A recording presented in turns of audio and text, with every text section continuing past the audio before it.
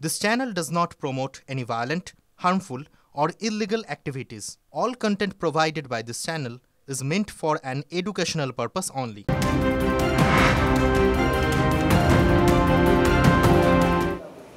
এই মুহূর্তে একটা ব্রেকিং নিউজ আপনার জন্য। তৃণমূলের বিরুদ্ধে নির্বাচনী বিধিভঙ্গের অভিযোগ বিজেপির। রাজ্যপালের কাছে নালিশ শুভেন্দু অধিকারীদের। মমতা বন্দ্যোপাধ্যায় অভিষেকের ছবি না খোলায় বিধিভঙ্গের অভিযোগ তুলছে বিজেপি। আরও বিস্তারিত জানবেও আমাদের সহকর্মী প্রদীপ্ত কান্তি আমার সঙ্গে টেলিফোন লাইনে রয়েছে। প্রদীপ্ত, ঠিক কি অভিযোগ বিজেপির?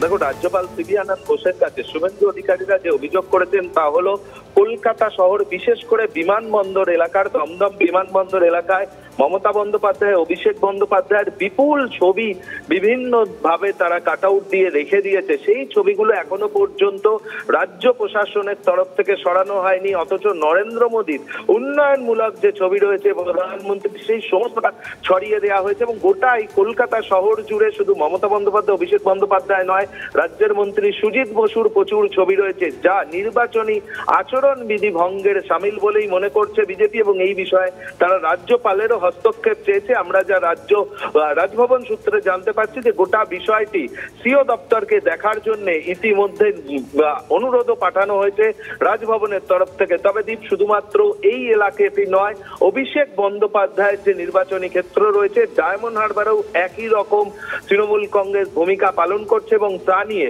নির্বাচন কমিশনের কাছে অভিযোগ জানানো হয়েছে বিজেপির তরফে এবং তারপর নির্বাচন কমিশনের তরফে কোনো এলাকায় অভিষেক বন্দ্যোপাধ্যায় আমাদের সঙ্গে থাকো। এই মুহূর্তে তৃণমূল নেতা অরূপ চক্রবর্তী আমাদের সঙ্গে টেলিফোন লাইনে রয়েছেন। অরূপদা, বিজেপি অভিযোগ করছে শহর জুড়ে অভিষেক মমতার ছবি খোলা হচ্ছে না, এই নিয়ে নির্বাচন কমিশনে গেছে তারা, আপনার প্রতিক্রিয়া?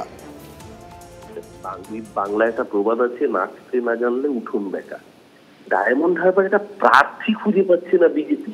এরা নাকি পৃথিবীর সবচেয়ে বড় দল, বিশ্বের সবচেয়ে বড় দল। অভিষেক ব্যানার্জির বিরুদ্ধে দাঁড়ানোর জন্য কার্যত টেন্ডার দিতেছে, ওপেন টেন্ডার, তাতেও টেন্ডারে কেউ অংশগ্রহণ করছে না।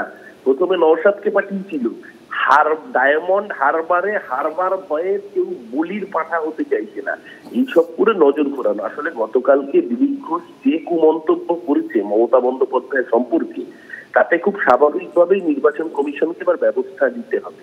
কারণ নির্বাচন কমিশনার, আপনার মনে থাকবে রাজীব কুমার যেদিনকে প্রেস কনফারেন্স করে দিন ঘোষণা করেছিলেন, সেদিনকে তিনি পরিষ্কার বলেছিলেন এসপিকে এর বিরুদ্ধে এবার নির্বাচন কমিশন ব্যবস্থা নেবে। তাই নির্বাচন কমিশনকে যদি ব্যবস্থা নিতে হয়, তাহলে উল্টো দিকে একটা এমন নন ইস্যুকে ইস্যু বানাতে হবে যেটা দিয়ে মানুষের দৃষ্টি কিছুটা ঘুরিয়ে দেওয়া যায়। তাই এই নাটক। আমি বিজেপিকে বলবো, আগে প্রার্থী খুঁজে পাক। ওরে আগে তোরা প্রার্থী খুঁজে পা, আগে ডায়মন্ড হারবার ভাব, তারপরে বাংলা ভাববি। আগে প্রার্থী খুঁজে না পেয়ে টেন্ডার পুরো প্রার্থী যখন কেউ টেন্ডারে অংশগ্রহণ করছে না, তখন এই সস্তার নাটক বাংলার মানুষ মেনে নেবে না। ডায়মন্ড হারবারে 5 লাখ ভোটে হারবে, গোটা বাংলায় সব প্রার্থীতে হারবে। অনেক ধন্যবাদ অরূপ চক্রবর্তী আমাদের সঙ্গে টেলিফোন লাইনে ছিলেন।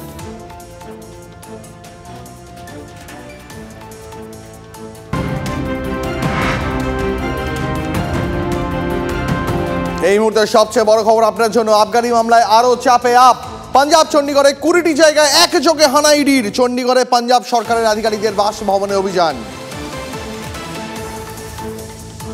আবগারি মামলায় আরো চাপে আম আদমি পার্টি। অরবিন্দ কেজরিওয়ালের গ্রেপ্তারির পরেও চাপ কমার কোনো লক্ষণ নেই। পাঞ্জাব চণ্ডীগড়ের 20টি জায়গায় একযোগে হানা ইডির। চণ্ডীগড়ে পাঞ্জাব সরকারের আধিকারিকদের বাসভবনে অভিযান।